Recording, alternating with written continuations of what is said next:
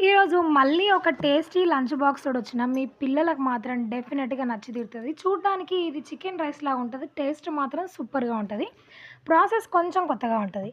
ఇప్పుడు mixie jar తీసుకొని కొంచెం కొత్తిమీర, కరివేపాకు, పచ్చిమిర్చి మీకు నచ్చితే కొంచెం పుదీనా కూడా యాడ్ చేసుకోవచ్చు. కొంచెం వెల్లుల్లి, కొంచెం అల్లం వేసి ఫైన్‌గా పేస్ట్ చేసుకొని ఒక చిన్న ఉల్లిపాయని గోల్డెన్ బ్రౌన్ కలర్ వచ్చేంత వరకు ఫ్రై చేసుకొని, మీరు పేస్ట్ చేసి పెట్టుకున్న దాన్ని అందులో వేసి బాగా ఫ్రై చేయండి. ఇట్లా ఆయిల్ సపరేట్ అయిన తర్వాత ఇందులో కొంచెం గరం మసాలా అప్పటికప్పుడు దంచి అందులో వేసేసుకోండి. పక్క స్టవ్ మీద చిటికెడు నూనె వేసి ఒక 2 ఎగ్స్‌ని బ్రేక్ చేసి కొంచెం సాల్ట్ అండ్ పెప్పర్ వేసి ఫ్రై చేసి అది కూడా పక్కన పెట్టుకోండి.